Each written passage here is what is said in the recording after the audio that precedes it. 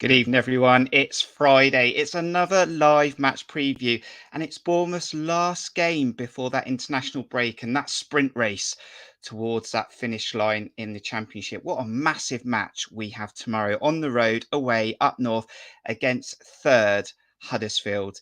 Almost defining for both teams. And we've got a great show ahead of you, an opportunity for you to get involved on that interactive chat. Don't miss out. Let us know your thoughts throughout the show. We're going to take a look at both teams. We're going to take a look at those midweek results that weren't great for both teams. We're also going to take a look at predicted lineups, the players that could influence the game, and of course, those score predictions. But first, we need you to help Cherries Red Army get to 1,000 subscribers before the season's out. We are getting very, very close, less than 150 with 11 games to go. So please hit subscribe if you are new to the channel. We'll really appreciate that. Aaron's also mentioned in the chat, hit the like button. That also helps YouTube and the channel. So at some point in the next hour, hit the like button. And as I said, make sure you get involved and let us know your thoughts. And it's been a lovely day in Bournemouth today, but wherever you're watching around the world, because we have lots of fans that join us on YouTube across the world, let us know where you're joining us currently this evening. And we are going to get going with this match preview. It's second against third. It's a big match in the Championship.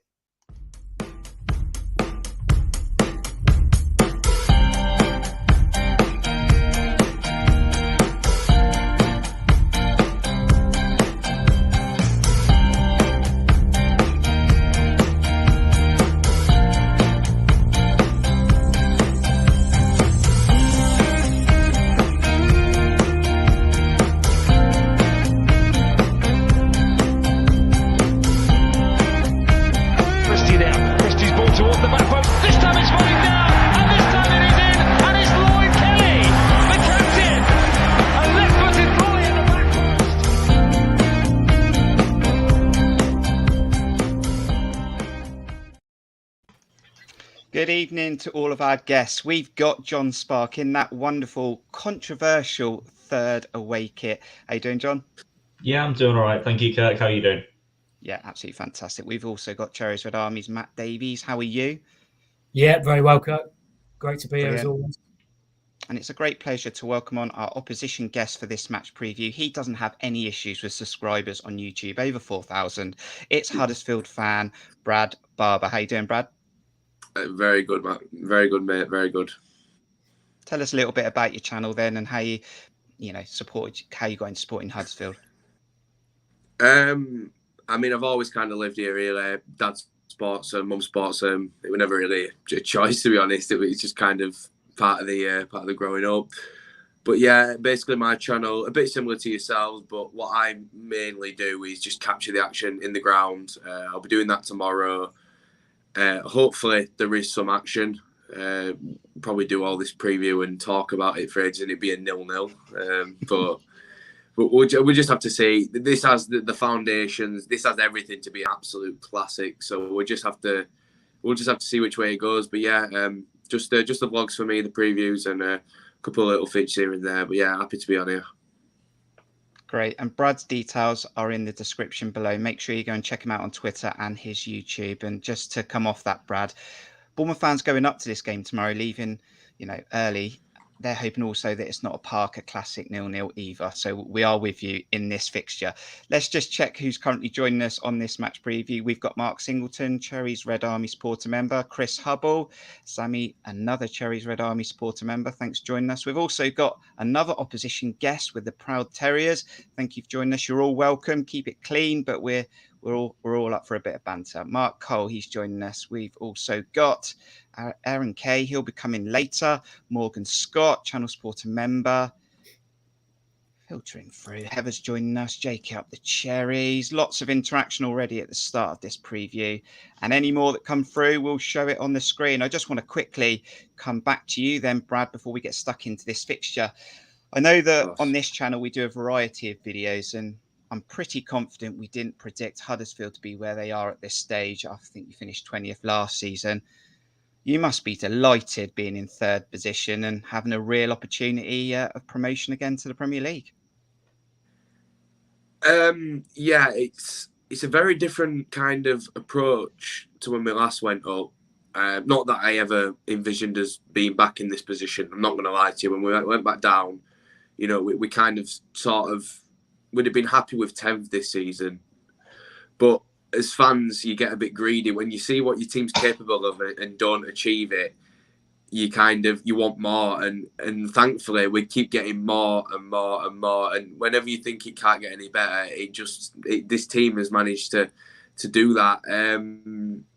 I think the big thing for us that's allowed this is the key players. There are key players in every team, and when those turn up, that's it. It's just on fire, and it's kind of courtesy of those key players that we're in the position that we are. A special mention goes out to the boss as well. You know, I've doubted some of his things that he's done.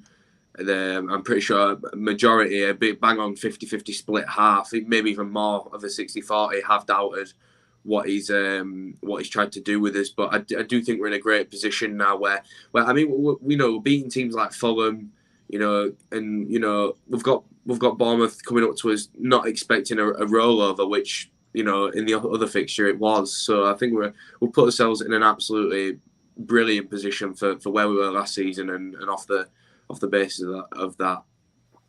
Massive respect to Huddersfield, in my opinion, Matt. I mean, even when we beat them 3-0 at Dean Court earlier on in the season, they've done quite well. We're going to look into how they've done it, but they've done really well to get themselves in this position. Yeah, fantastically well. I mean, you touched on it there, Brad, already. I mean, when at the start of the season, I must be honest, I held my hand up and say that I tipped you for relegation. And when you came to our place, most of us did. Yeah, I'm sure you did. And when you came to our place back in whenever it was, September, I thought you looked really poor. I thought you were there for the taking. Really, I hope you won't mind me saying that, because I think on the day it was true. So you have to really credit the manager. Really, I think he's turned things around, hasn't he? He comes with a slightly different philosophy than what you might be used to. I mean, you had David Wagner, obviously, but in the interim period, you appointed, I think, was it a couple of ex-players as in interim roles before Carbaran was appointed, and he's come to the football club, hasn't he, and breathed sort of new life into it. Really, obviously, he's heavily influenced, in Spain, the likes of Pep Guardiola and Bielsa, etc. And what he's done is he's made you hard to beat, but he's also made you very adaptable and very flexible in game, hasn't he, with your formations, with the squad that you've got there. So massive credit is due, and it gives us all hope, because we're obviously second season parachute team.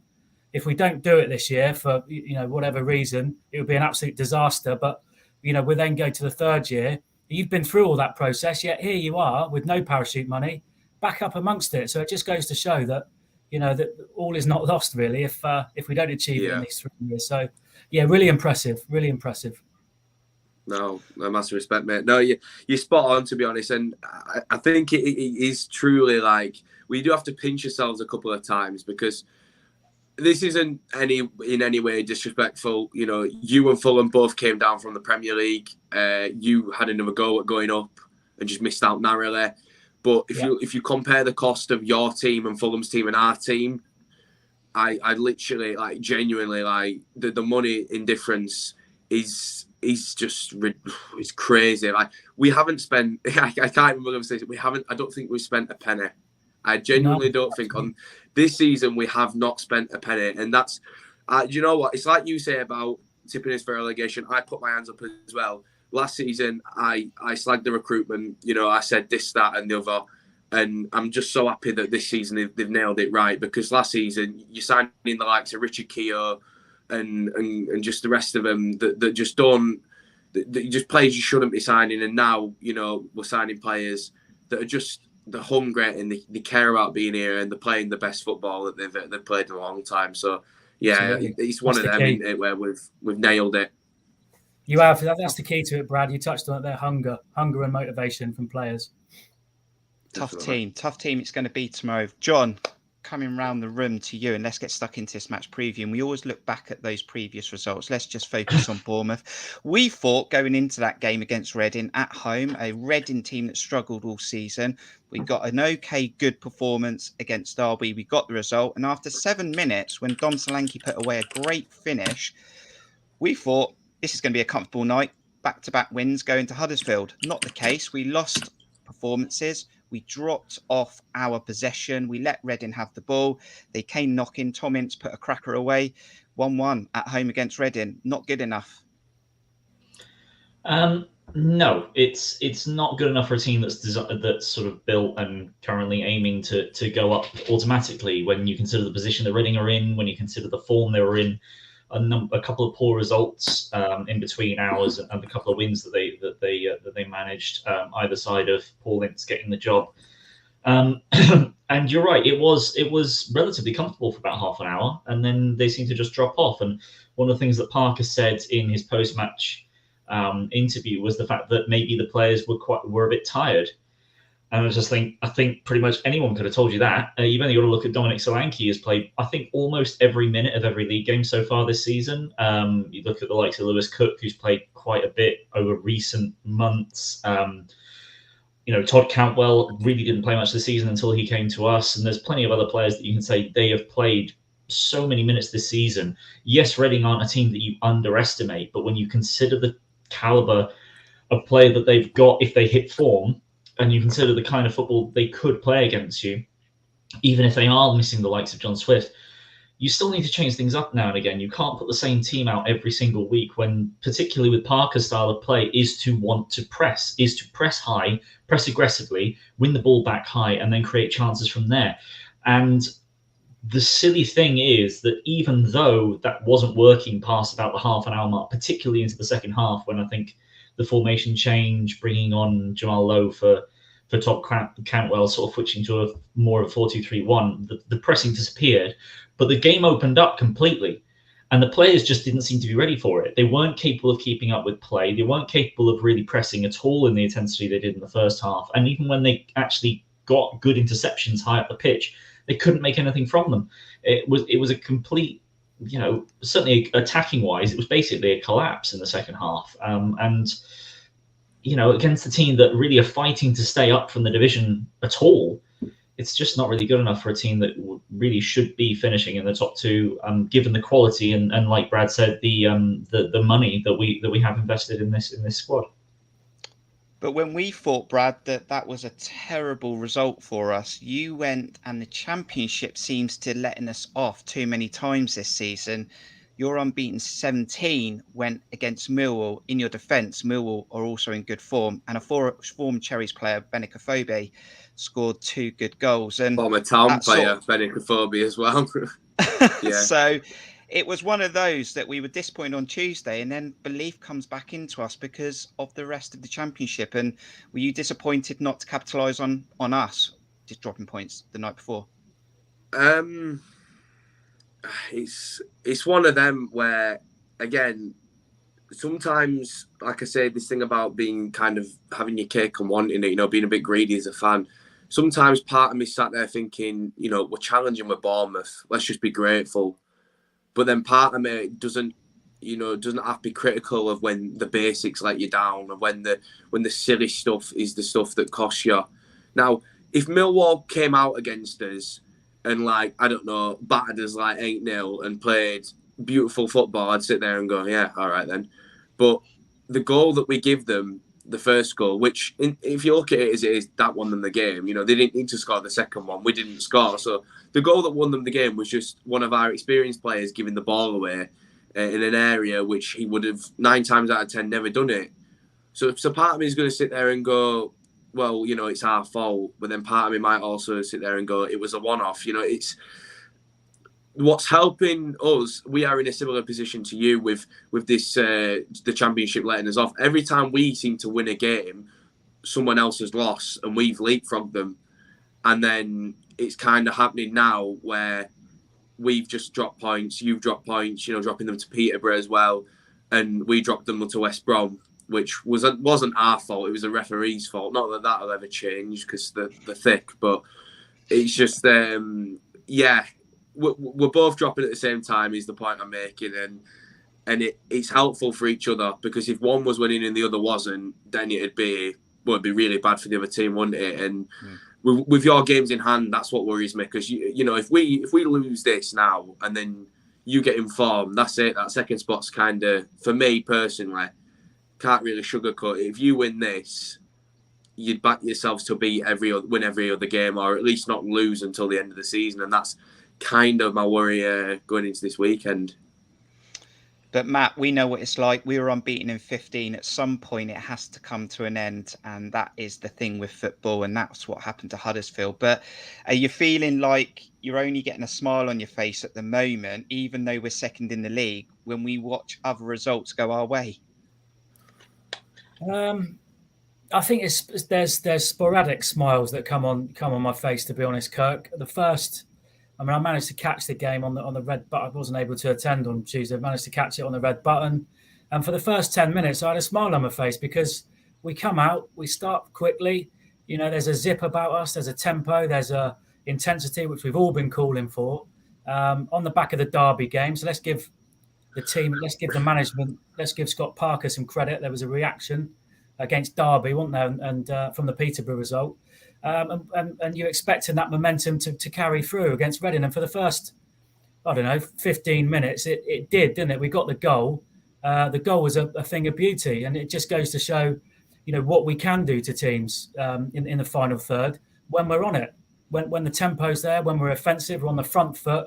We're showing some cohesion in that final third in the opposition penalty box. We've got the players, we've got the real quality to be able to open teams up like that. So when that goal goes in, that put a smile on my face, Kirk. And never mind anybody else's results, having to rely on that to put a smile on your face. And then after that, as Jon's already touched on, we go backwards, and you have to look at the manager, you have to look at the management team for that, because I'm sorry, the players were at it for the first 10, 15. We know the quality we've got. There's a clear plan that when we go 1-0 up, we retreat into our shells, and we want to try and manage the game. And it's this possession-based football that he wants to play, to dominate a game, which clearly isn't working, is it? Reading ended up dominating us. The second half, you got Jeff Lerma on the pitch, 25 million. And Brad will be aware of this. Lewis Kirk, what was that, 12 million? So you've got 40 million pounds worth of midfield talent nearly there. Call it 35, 40 million pound being dominated in midfield by Danny Drinkwater. All right, he's played at the highest level, but he's knocking on a bit now. Come on. And Winamota, who for me is an average championship holding midfielder. And they're completely running the show second half. That's how unacceptable it is and how poor it was second half. So that certainly didn't put a smile on my face. And the results, obviously, that came afterwards with other teams did. So that's where we're at, isn't it, at the moment, Kirk? But it's I don't want to come on. Last week I gave some pointers towards negativity with Scott Parker, but I also leapt to his defence. So I feel like I've given a reasoned argument, a balanced argument last week. But that was unacceptable on Tuesday night, and you have to call it out, and you have to say it as you see it, don't you? But we hope that at some point those performances do turn around consistently. Jon, there's going to be a lot of good players on that football pitch tomorrow from both teams, but let's take a look at some of the key players. The first ones are right at the back for both teams. It's the goalkeepers. You've got the Huddersfield goalkeeper, who is the top goalkeeper in the division, and we've got Mark Travers for Bournemouth, who we know Thank you very much. Thank you very much. Many points. Jon, we'll come to you in a minute, Brad, but Jon, two good goalkeepers may need to be on form tomorrow. Yeah, now obviously those stats sort of there it's easy to look at clean sheets and take that as the highlight figures. But if you actually do delve a bit deeper and go into goals, the expected goals saved, these are the two best keepers in the championship, and it's by a relatively comfortable distance. And Bournemouth fans don't like to hear it, but Lee Nichols has been the best keeper in the championship this season. As much as we absolutely adore Travers, and he has been our player of the season, and I don't think there's really much debate on that. Lee Nichols has been absolutely outstanding.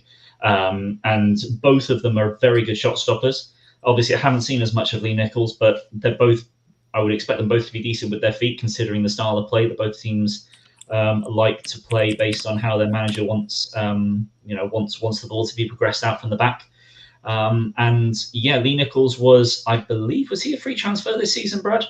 Because that was a hell of a signing. The context there. So, is it Russell Martin? Is it? I think. who's the Swansea manager now. Yeah, wasn't he the MK Dons former manager. And basically what it was, he had a style of play which now, as you'll know, of Swansea, they just love to knock the ball about like crazy. It's just possession. You know, the crazy for having the ball. And a big part of that was playing out from the back. So they chose to play Fisher, who is nowhere near the level of Lee Nichols, over Nichols simply because he could use his feet. And because Nichols was surplus to requirements, we went and picked him up for free. Credit so to you, must lads. Be impressed with him then, Brad. You must be really impressed with the goalkeeper you've had at the back there. You've done your homework here, right? Yeah. You're the first people that I've talked to in any kind of preview that have actually said, you know, let's mention Nichols. Everyone always goes for the obvious ones, the O'Brien or the thing. I tell you something, this man has been our player of the season by lengths, miles, and everything. Honestly, this guy pulls off a worldie save every week. If this were the Premier League, I genuinely. The paper are writing articles about how if we go up, he should be like talked about for England. Like it's at first, you know, you can look at each other and go, oh yeah, you know, surely he'll burn out eventually, but he really hasn't. And I say this every week. It comes to a point where me and my mates will look at each other after he's just going to save, and we'll just look at each other and go, and like a ball goes in the box, we just know that he's catching it. Touch wood, he'll probably drop it tomorrow and you'll beat us about 8-0. But I'm telling you, lads, this guy is, oh my God, we've never had a better keeper than this man. And, you know, credit to Travers as well, though, because Nichols is like 28, 27, 29, I think, in that area. So he's an experienced goalkeeper. Travers, for what he's doing at 22, that has to be recognised. You know, he's only just, you know, gone out of being like a teenager. So that's massively like a credit to him. And they're both great keepers in their own right, but at the end of the day, sometimes the keeper's only as good as the defence, and I'd probably say yours just slightly, maybe does ours. But then again, it's all on the day, innit? You know, we could turn into a league tomorrow, and then you know you guys could. But yeah, guys, massive respect. You've done your own work, and Nichols has been absolutely crazy for us. Fine lines. From the battle of the keepers, Matt, I am going to go to the obvious now, and I'm going to go to the battle of the strikers, which is Dom Solanke, who's on 22 goals, 5 assists, and you've got Ward there as well with 13 goals and 2 assists. And I thought he was quite bright the other night in the first 10 or 15 minutes. He could have had a goal easily. But interestingly, Matt, both of these players played lots of games, and that is key to probably both teams being in the position they are. Yeah, absolutely. Yeah, he's been outstanding, hasn't he, Danny Ward, for yourselves, Brad, and along with you, I think it's probably fair to say you'll probably agree with me, but along with your goalkeeper, and we're in the same boat. They are the two key players. Without these two, without Dom Solanke, without Mark Travers, and without Nichols and Ward for yourself, you probably wouldn't be in the position you would be, because definitely. They're two such critical positions, aren't they? Goalkeeper and centre forward, and you know, both sets of players have contributed massively in that regard to where you are, you know, where you are at the moment. But having said that, like ourselves, we have got other players as well as you have that can weigh in with goals and with assists, creative, because a striker is nothing without service, is he? And as you touched upon, Brad, a goalkeeper is nothing without a solid, cohesive back four in front of him, or back three, whatever it is these days. But you know, so you've got to have that solid unit as well, haven't you? But yeah, fantastic. Ward and Nichols have been outstanding for yourselves, and yeah, I've been really impressed watching from afar. Like I'll repeat myself with what I said earlier. Really impressed. Yeah, take a look. Go on, Brad. Sorry. Yeah. I was just to add to that. To be fair, I mean, in all honesty, right, cards on the table. The thing with Ward was at the beginning of the season and last season, like he was genuinely like one of the worst players, and that's such a critical thing to say. Again, this is testament to the coaches and everything. I can't put it into words how he's literally gone from zero to hero. Like Solanke's on 22 goals. I think cards on the table, if you say who's the better striker, I'd probably agree that Solanke was the better of the two. But if Ward had kicked on and, you know, kind of cracked on with his goals a bit earlier, it'd have been a bit closer maybe at that 17, 18 mark.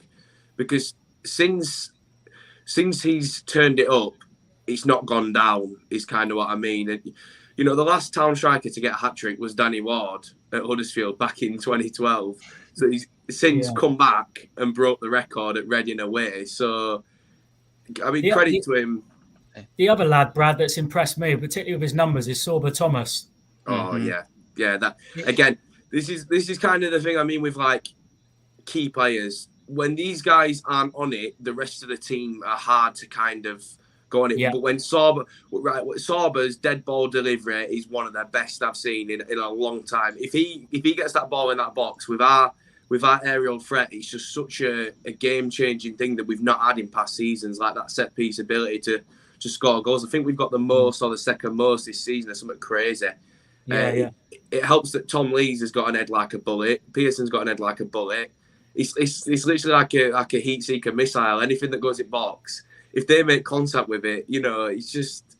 But yeah, Ward's been crucial, and not just his goals. I think sometimes you forget it, but when a striker grafts, you really notice the kind of, you know, going to chase the ball, holding it up, waiting for the wingers to kind of go up, and yeah, he's grafting, his touch and his chance creation as well. You know, sometimes they'll pick the ball up, wait for the winger, ping him in behind, and we're just laughing just from there. But yeah, I agree, guys. It's the same with us with Solanke, Brad. To be fair, you know, it's not just his goals; it's his all-round game that he brings. Yeah, definitely. That makes him so invaluable. Jon, just briefly before we get Brad's score prediction, it's been great to have you on, Brad. Jon, having a look at Huddersfield, they look like they can play a few formations. And I was watching the other night that Sorba Thomas was sort of playing as a wing back. They sometimes fell in as a back five, but when they're on the offensive, it was a 3-5-2. And he's got 10 assists this season. But it is something that maybe Scott Parker's got to work out tomorrow. Yeah, he's got the most big chances created, 17 this season. Certainly their biggest assist provider off that right-hand side. And yeah, I mean, he is a right wing back. He's not really a right back. And I imagine he could play further forward than just as a wing back. But to give that versatility when, you know, a lot of right backs have nowadays is to have not only the pace, not only the stamina to be up and down the wing 90 minutes, but also the quality to put it into the box and put it on someone's... put it on a sixpence for someone to head in the back of the net. So he's a massive threat. But then, you know, from the likes, obviously, of Danny Ward, but they've also got a lot of strength in midfield. Lewis O'Brien's a name that's been thrown around by, I imagine, every match preview out there because he's the tackling machine, the ball-winning machine in midfield for Huddersfield, probably the best in the division. I think I was listening to a championship video earlier today that would probably rate him as the best midfielder in the division at the moment. He's that good. But then at the back, you've got quite a decent amount of strength. And Levi Colwill was a name I heard talking about earlier at the start of the season, very highly rated on loan from Chelsea. So to go with Nichols, with Ward, you know, there's a lot all over the pitch, and that's, you know, mostly down to the manager's improvement of them because at the end of last season, they had one of the worst records in the division. They were on such a bad run. That's why I thought they were going down. But he's massively turned them around. He's going to be a tough one, particularly at right back to block against. And that's mainly going to be if he plays, because he might swap things around a little bit due to fitness, is Jayden Anthony, who thankfully is a very hard-working winger on that left-hand side who will track back, but isn't perfect at that. So, you know, there's definitely going to be some opportunities. And whilst we rate Zamora highly, he also has shown moments of weakness on that left-hand side. So that's going to be a difficult thing to deal with. But the centre-back partnership itself, I think, has been relatively good balls into the box. It's just whether they can cope with that on the day. But, you know, just crosses in from the right-hand side is not all Huddersfield can do whatsoever. So there's going to be quite a lot of avenues of attack that Parker's going to have to account for. And just a quick question. I'm really curious as to how you think Huddersfield will set up tomorrow, formation-wise, and how they approach this game with us. Do you think they'll go all out? It'll be gung-ho. You've got a full stadium behind you, £10 admission. Do you think they'll go for the jugular? How will he set up formation-wise and tactically, do you think, tomorrow, Brad? So the start of the season, yeah, John's got it spot on. We've used that 5-back start, mainly first half. For some odd reason, not that it's been a bad thing, we've kind of very, very often swapped game to game, or, you know, 2 games as one and another game. Found something that's working for us quite well at the minute. It's 4-4-2. I've always been a massive fan of that formation. I think the key thing is if you've got two fit midfielders, then you can play that formation. But if you haven't, it's not going to work because you're going to get overloaded in the middle. 4-3-3 is a big one. I think 4-3-3 probably is our best at the minute, in all honesty, because it allows a midfield three of, like I say, O'Brien, Hogg kind of sitting behind, and then the young lad John Russell. And then the front three, like I say, is interchangeable. Ward will start. It'll be Sorba on the right, and it'll be either Dwayne Holmes, Josh Koroma, or Danel Sinani. It could be a one of three, or it could even be Faustino Andrew, the Chelsea lad.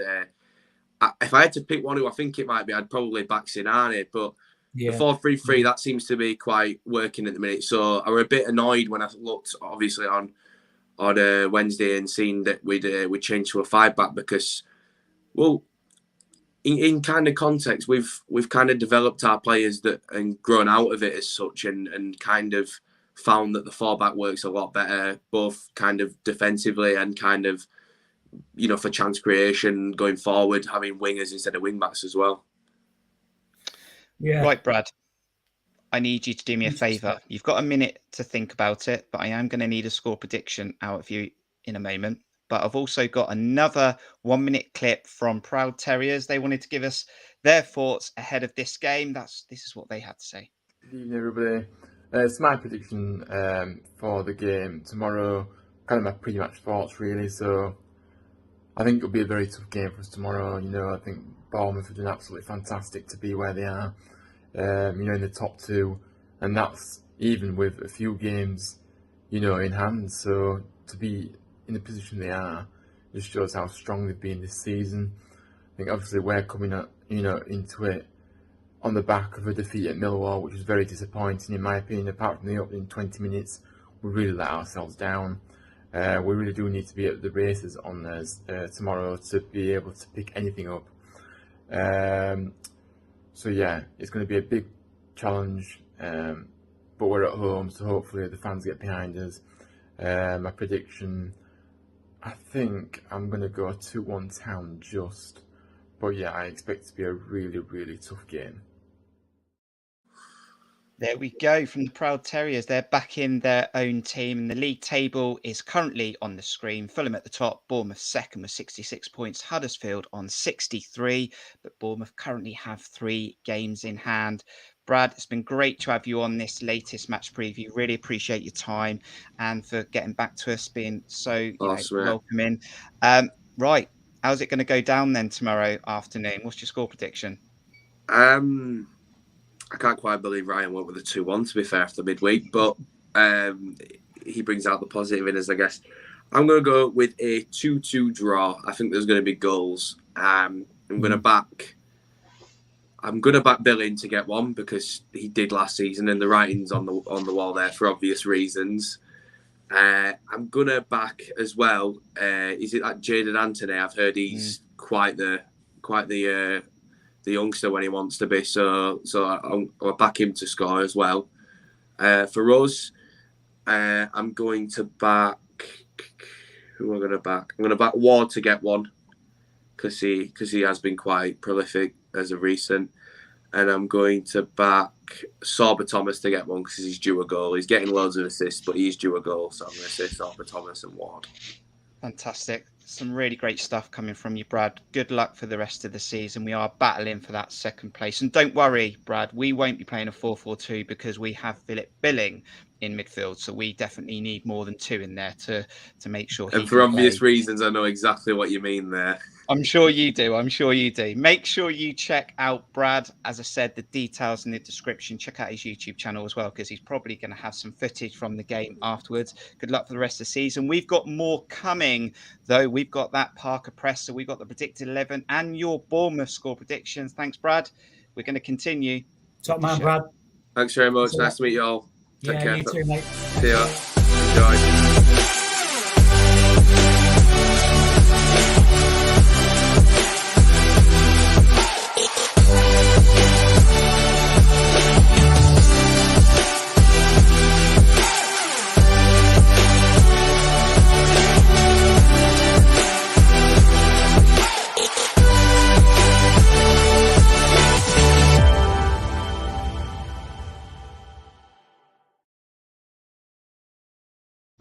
Great lad there, Brad, Huddersfield Town fan. And we've got a replacement, though, on this show. It's Aaron Kaye, currently on mute. Make sure you take yourself off mute, Aaron.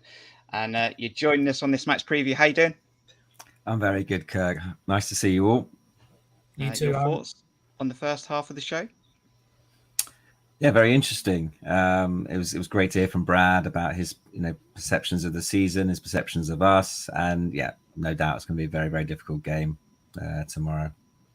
Going into this part of the show, then we need to have a look at Parker's presser. First of all, I know you like to peek your head over that training fence. Is there anyone you're concerned about that you didn't see in the training images? Yep, Jeff Lerma wasn't there. From what I could see, everyone else was there. Now on Tuesday, he was running on empty at the end. Obviously, he hasn't had a lot of match fitness when he's played the last 2 games. He was feeling something right at the end, but it's difficult to tell. But hopefully not. I said in my last game, Dom wasn't in the training videos, and obviously he played. So hopefully not reading too much into that. Correct. But Parker did say in his presser that Smith and Billing are back from their suspension. Stanislas still not ready. Brady's on the grass. Leaf is not as bad as first feared. So a pretty good selection for him. But John, question for you, because I'm going to come to a Twitter poll in a minute where I asked about the Philip Billing dilemma. Is it a good thing that the likes of Smith and Billing are back, or is it a negative because we've now got to try and get some of these players in this team, which is obviously going to have a negative effect on other players that are currently not getting football anyway? Is it a good thing, a bad thing, or a bit of both? Well, players coming back can never be a bad thing unless they have a incredibly negative effect on a game. But that's very unlikely with anyone in our squad. So no, having players back is always a good thing. Now, there is the obviously debate about the impact on a match day. And when it comes down to selection, now we'll come to Billing, but certainly with Adam Smith, if he's available, he plays. That Parker has quite clearly shown that over the course of the entire season. So Stacey will probably get dropped again, which I think would be very harsh on him. But Parker's made his feelings clear on that one with his selections earlier this season. With regards to Billing, it's an interesting one because you'd still say that he's probably got the best set of attributes and has shown this season and at the end of towards the second half of last season, that he has the best attributes and is most capable of playing in that number 8 role. And being left-footed, he works well off that left-hand side, combining with Anthony and Zamora and, getting away a shot, providing a nice pass, getting in the box to get his head on something occasionally.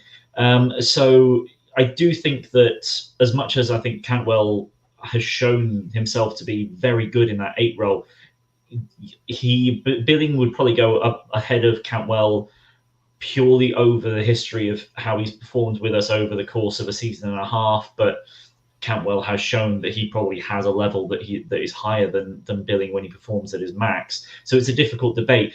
The thing is obviously you can talk about Billing possibly in one of those 8s or coming into the squad. Who does he come in for?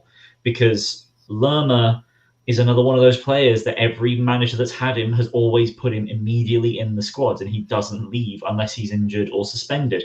And then Lewis Cook, you can't drop Lewis Cook from that number 6 slot at the moment. So if Billing comes in, the only one he can replace is Cantwell. And there is a debate in terms of... Well, why can't Cantwell play left? He played left for Norwich for many a game. He could, but he's been trained up in that number 8 role. He really has been a number 10, and I think in Norwich that was his favourite position to play, was a number 10. He's now come here and is being told, you've got to track back more, you've got to follow your man, you've got to be box to box, and I think he's really shown his commitment to that. And his interview with with Bournemouth Echo, I think it was either Bournemouth Echo or Dorset Live, where he talked about how much he's enjoying playing in that position. So I think, yes, you could shift him over to the left, but we have players that have performed on that left-hand side so far for us this season, in Jayden Anthony more specifically, but you could put Lowe, you could put Dembele on that left-hand side. Stanislas if he was fit, but he never is. So, yeah, it makes things difficult. It makes the selection difficult, but that's always a much better. So that's always a much better problem to have than having to throw people in positions they're not familiar with and scrape by. We've got such a large squad that we can always make the most of the squad that we've got, provided they're set out and the plan of attack works. One more thought then on Phil Billing, Max. I'm going to show you this Twitter poll in a minute, see if it surprises you. Before we go into that predicted 11, I don't want to know yet whether you'd play Phil Billing, but I'm looking at the current setup when everyone's fit, and I only feel I can put Phil Billing in this side if I push Cantwell over to the left. That does mean sacrificing a natural winger. But again, I go back to the point, whether Cantwell wants to play there or not, he can play off that left side for me. Now, going over to this Twitter poll that I put out earlier, because I'm interested to know how the fans are feeling right now. 68.9% voted on the Phil Billing dilemma to start him on the bench tomorrow if everyone's fit, including Lerma. Are you surprised by that? Yes, I am surprised by that. I would concur with John. I think that I would probably play Phil Billing tomorrow. It's against his former team. We know what he is capable of. And for me, Cantwell, although we've seen glimpses of what he's capable of since he's come to the football club, he's not been particularly consistent in doing that. And I think tomorrow you wouldn't want 2 number 8s and 1 number 6. There's no way Cook and Lerma come out of the team for me, as we've the boys have already said. So I would actually go with Billing ahead of Cantwell tomorrow in the number 8 role.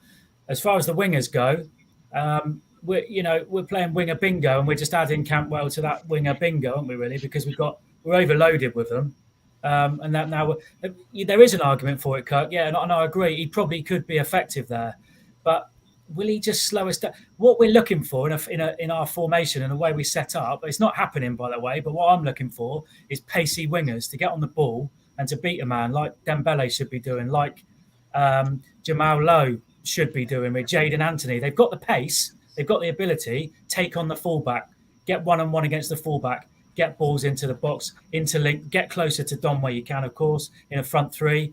But Cantwell in that position, I'm not sure. I think he should be more effective behind the striker for me. That should be his tailor-made role. But tomorrow I would actually go with Billing. He's had a break. Hopefully he'll come back fresher because he was limping through games, wasn't he, recently? So hopefully he's had that break. He comes back a bit fresher, and he can have a major impact on the match. On the Phil Billing thing, for me, it was interesting because before his suspension, he probably had his poorest run of form. He was looking poor, as Matt said. He was limping through games. His attitude didn't look right, and I personally wasn't upset he was suspended. And then for the Derby match, those midfield 3 were brilliant together. Lewis Cook, as John said, has just been the star player of the last few games. Outstanding.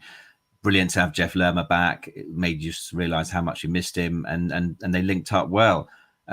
And we had so much energy against Derby. I came away actually saying after the game that, well, maybe Phil Bill will struggle to get back into his team because of the energy in that game.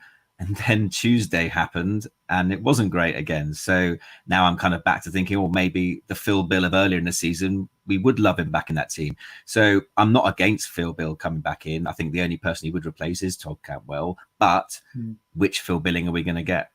That is the question. And I think we've got to look at the bigger picture, because remember, we've had Phil Billing in great form this season. I think he's convinced a lot of fans actually there is a very, very good footballer in there. But like Aaron said, when they played as a 2 and Todd Cantwell was dropping deep, it didn't work against Peterborough. We've had Jeff Lerma at number 8, and remember we went through a good spell. Then we struggled, so we dropped Jeff Lerma back. Then we got a result at QPR. Then we've had the likes of Jadon Anthony performing well.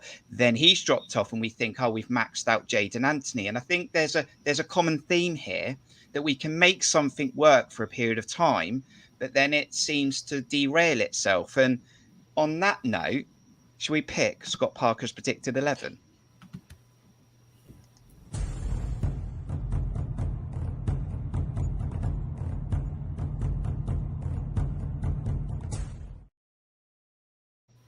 I big speech then, straight into the predicted 11. I thought it was a good time. Right, John, I put some players on the football pitch. I'm hoping you'll keep these players on that football pitch for tomorrow. This is Scott Parker's predicted 11. You can get involved in the chat. You can let us know as we go through the positions. John, I want you to fill that back line. I put Jordan Zamora in there because I think it's too early for Leif Davies. And of course, Mark Travers plays. Sorry, Freddie Woodman. It's another game on the bench. But there's been calls for potentially our captain to come out. Nat Phillips had a better performance the other night. Does he keep his spot? Gary Cahill and Chris Mepham knocking on the door, though. They won a game. Ethan Laird was seen at Dean Court, but didn't get on the pitch the other night. Jack Stacey is maybe lacking in a bit of confidence, but was better the other night after being dropped. And Adam Smith is back and the favourite. Pick me that back four, please. Kelly Phillips is guaranteed as the centre-back partnership. There may well be calls for some people to say that Kelly should be dropped, but there's two things I'd say to that. Is that firstly, he is very definitely the best player to play on that left-hand side. He is a left-footed player at the back who is comfortable on the ball. He fits everything that Parker wants in that style. You only got to look back to when we had Chris Mepham playing on that left-hand side, when Gary Cahill played on the left-hand side for the very brief moment, although he did look better on there, that no one else really is able to take the ball onto the left and play with it. The only one that ever did play with real comfort on that left-hand side of the centre-backs was Steve Cook, and we don't have him, obviously, in the team anymore. So that's the first point. And secondly, yes, Lloyd Kelly can be frustrating. I have said countless times the best word I can use to describe Kelly is lackadaisical. The incredible thing about Lloyd Kelly is that for some reason the actions that he takes are completely opposite to what you'd expect someone should do. Is that when the ball goes over the top of his head and he's got to run back 30 yards to get the ball, and he's got a 10-yard head start on the defender, rather than sprint to get to the ball and give himself an extra 2 seconds on the ball, he jogs the first 2 seconds, realizes there's a man right up his backside and sprints to the rest of the ball, giving himself no time to do anything with it, which is so silly. In any logical sense, it's the most backwards thing to do in the world, and he takes far too long on the ball. Again, all of this is incredibly lackadaisical. He'll take his time until he's got none left.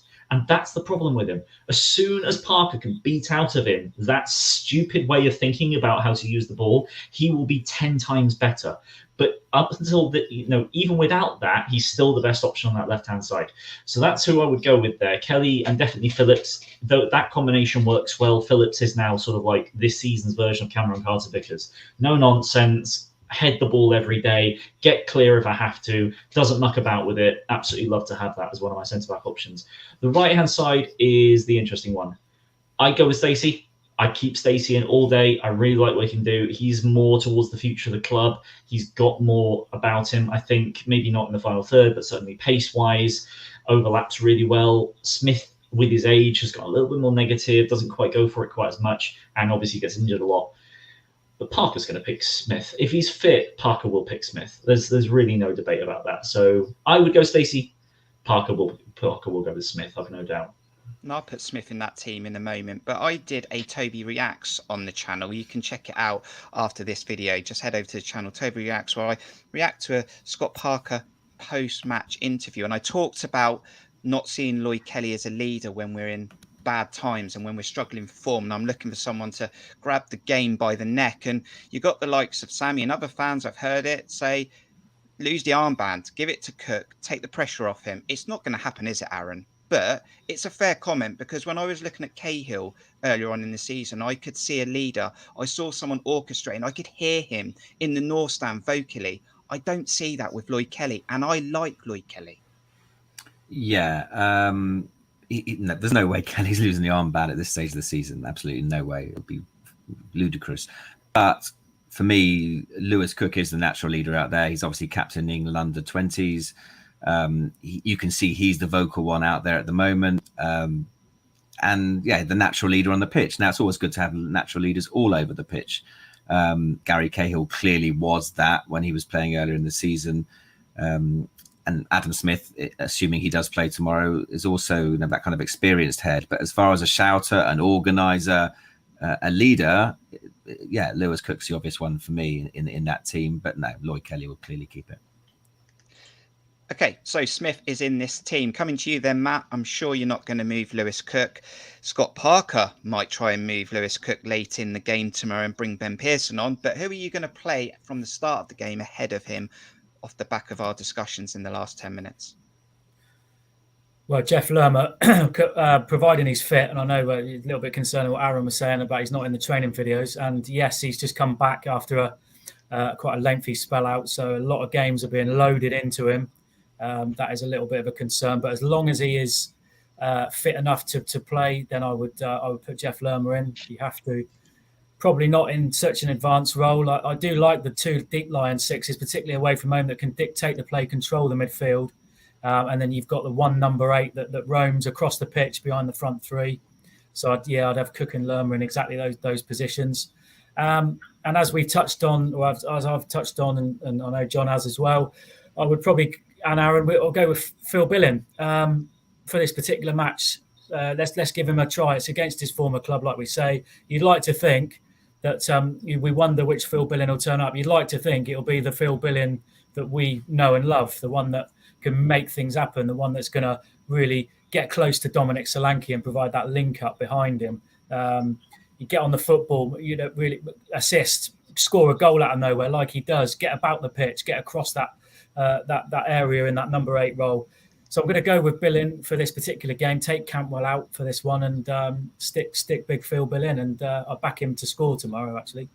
Can I just ask the other guys what do you think? If Lerma is injured, it'd be obvious to put Cantwell and Billing in there together. But do you think away at Huddersfield he'll put Pearson in there?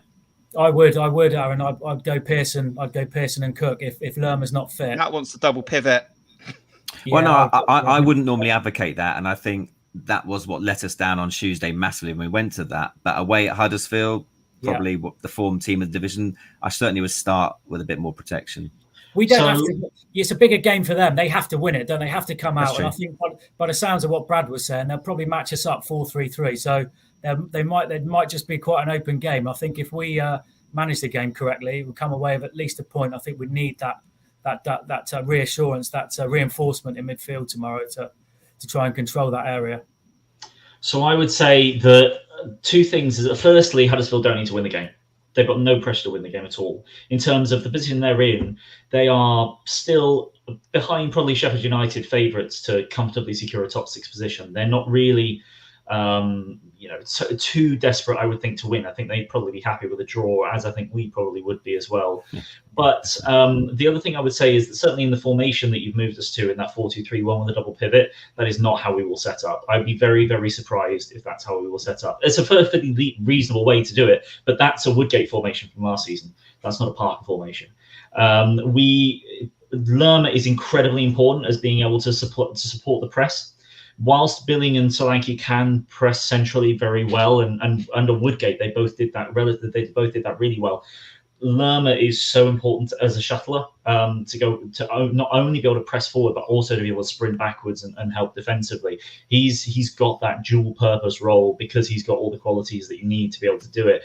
But like Matt said, he's only just come back from a spell out, so that is sort of maybe where the debate will come in as to how long he'll play, or even if he starts. I think he will, but I think Pearson is a player that just seems to not really quite be in Parker's major thoughts. I'm not entirely sure what happened there, because Pearson has a set of qualities that is right up there as one of the best in the division as a ball-winning central defensive midfielder. The only thing I think with Pearson is because of how simple he generally will use the ball.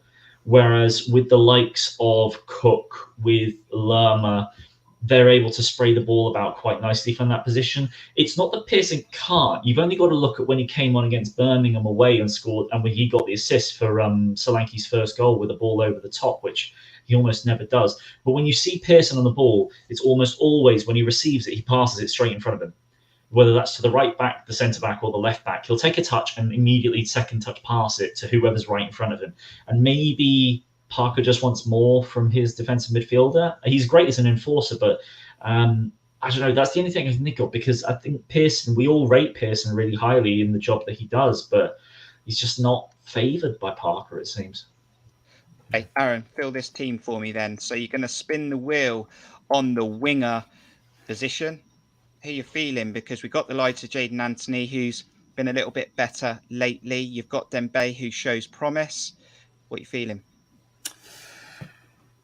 It's a tough one. I mean, Jaden Anthony was outstanding against Derby, ran himself into the ground, was his old self. Again, a player like Phil Bill, who in the previous games had been well short of what he was doing earlier in the season. He was brilliant against Derby. He was really good in the opening stages against Reading and then kind of fell down a bit. I think he was running on empty as well.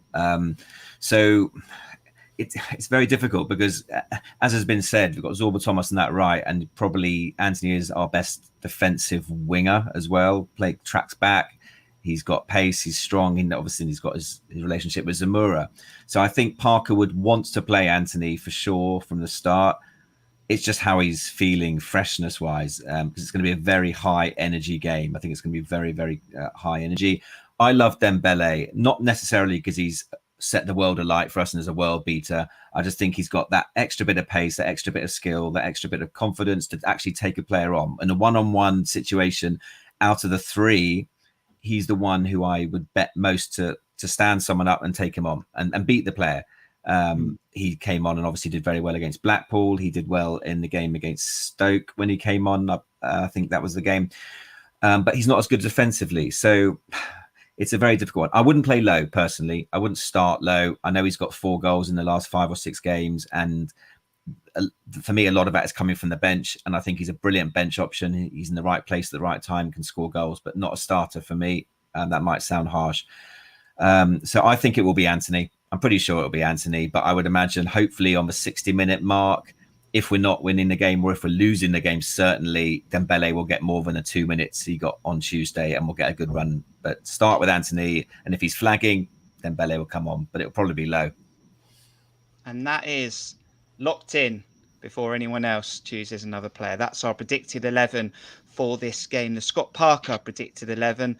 Let us know what you think if you weren't able to join us live. Let us know what you think if you want to let us know in the chat about that team that's going to hopefully be picked for this game. But let us know in the comments.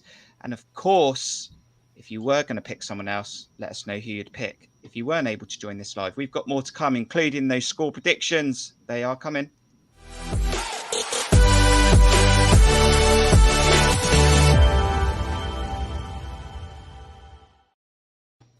And just like Sammy said in the chat, you need to hit that like button because it really does help Cherries Red Army. It's been a great night.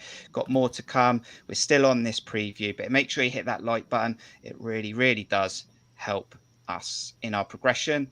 And guys, we're going to go into those predicted scores in a moment, and we'll see. We've had both Huddersfield and Bournemouth fans in the chat, but yeah, John, coming to you first. We need to just cover something, don't we, John? Do you know what I mean? Because Bournemouth haven't been performing well lately from a performance point of view, although, yeah, okay, we're still second in the league. But I want to know about your away form, John. I want you to tell us a little bit about it because you're on the road tomorrow. You're going to Huddersfield, but you've been on the road this season for Bournemouth. 1 win at Forest, 1 draw at Hull, 3 losses versus Derby, Borough and Preston. Time for your form to change a little bit, isn't it? Yeah, well, I mean, Parker just needs to make sure he's got someone on the door to keep me out, doesn't he? Quite clearly. I don't want this to turn into some sort of narrative because I'll have people spotting me at the ground and going, "Oi, John, I want you out of here. We're going to lose if you stick around." But yeah, of course, I had a ticket for Blackpool, didn't get to that one because I was feeling ill, and obviously didn't go. And we scored 2 goals in the last 6 minutes or whatever it was to win that one. So. Yeah, I'm hoping stuff will improve, but you know, all different level of opposition, those ones as well, isn't it? Nottingham at the start of the season, they were awful, and we managed to beat them 2-1. Hull was the worst game of football I think anyone's been to in quite some years. And then you've got the likes of Derby, which was a high-scoring game. Middlesbrough lost 1-0. That was a close one, even if we weren't very good. Yeah, I'm hoping things turn around for my form of these matches, but don't go blaming it on me if we don't win. No, we're only winding you up, John. We're only winding you up. It's just a coincidence. Right, get those score predictions in the chat. This is your 1 minute warning. But Matt, we go into this game, going to get your score prediction soon. Don't give it to me yet. But we do have a very good record against Huddersfield. Won the last 5, 2-1, 0-2, 5-0, 2-1. We won the last fixture at the start of the season, 3-0. We did have a bad day out at Huddersfield back in 2018. But yeah, the head-to-heads are on our side.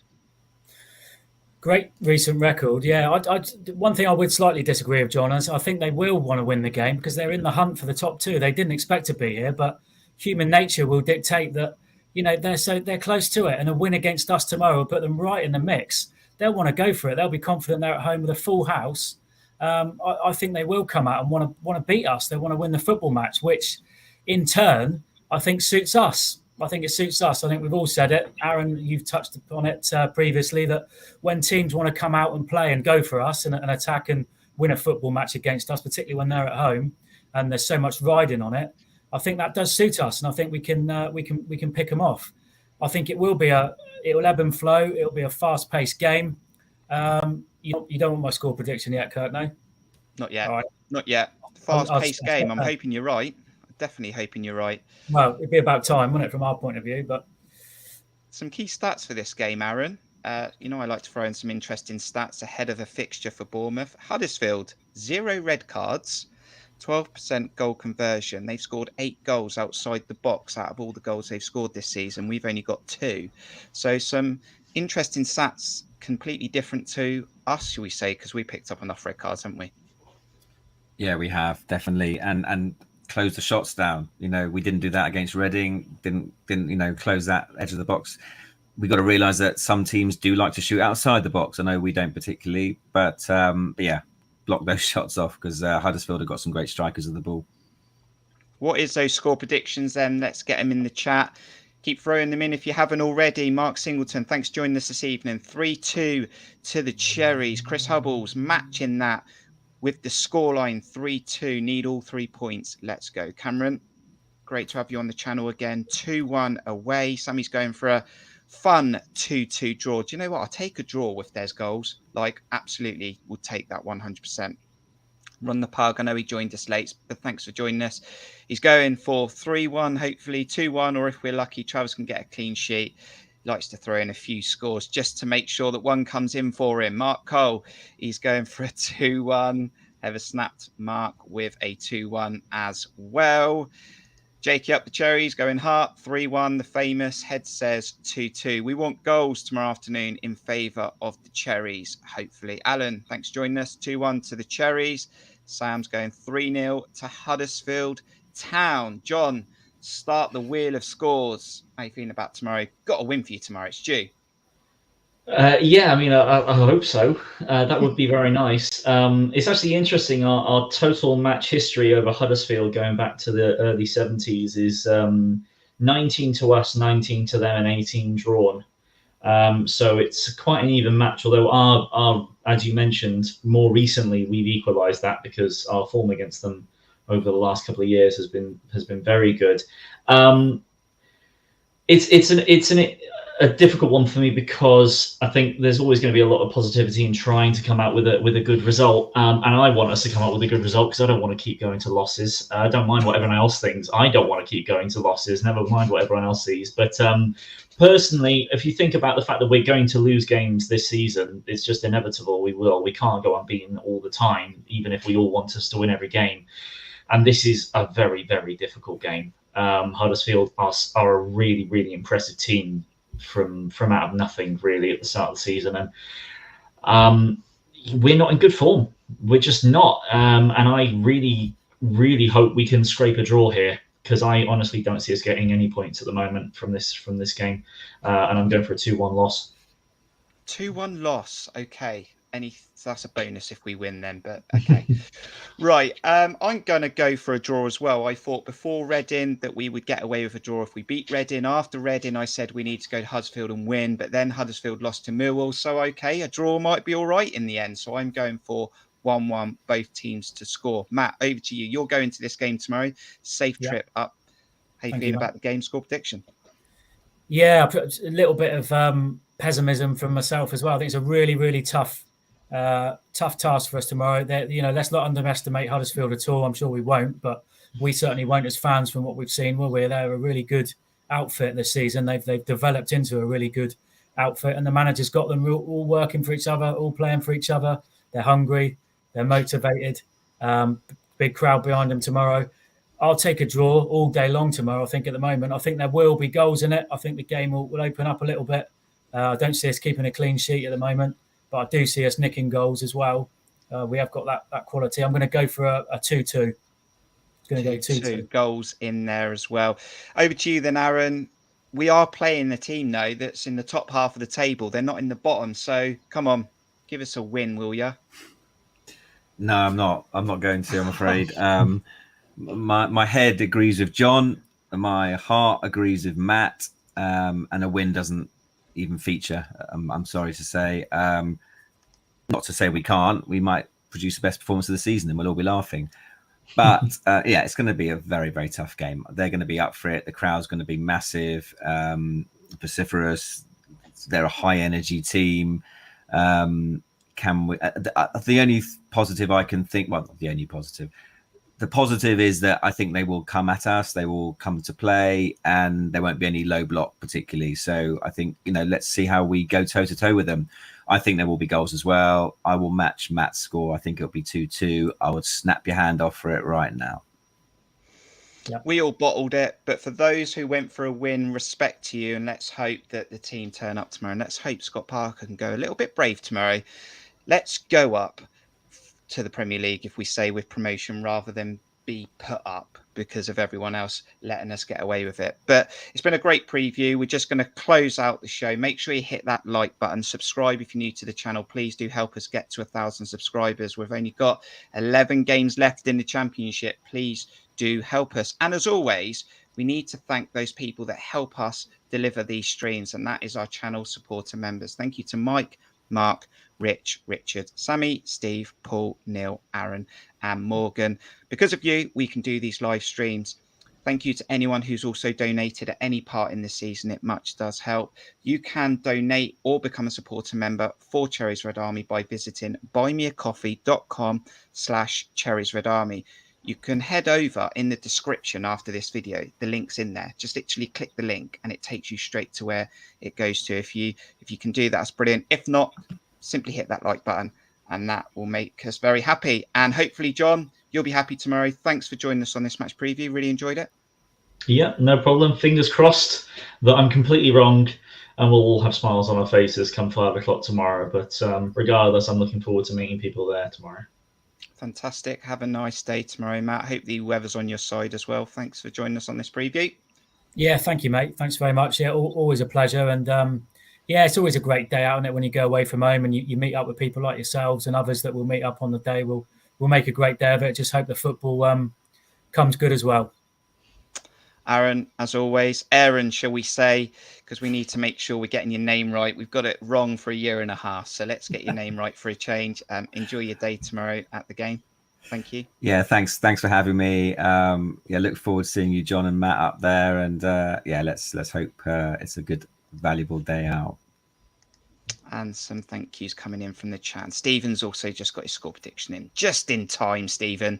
2-1 to the Cherries. That's it then. Lots of good conversations. Thanks for Brad coming on from Huddersfield Town. I really appreciate that because it does give a good contribution to the opposition. So we really, really do enjoy it. Thanks to John, Matt, Aaron, everyone who's joined us this evening. It's another football weekend for Bournemouth before that international break. It's a Tommy Elphick derby. Can the Cherries take a win and a step closer to the Premier League promotion? From all of us this evening, have a safe weekend. If you're going to the game, enjoy the Cherries where you can. Thanks for joining us. We'll see you soon. Up the Cherries. Up the Cherries.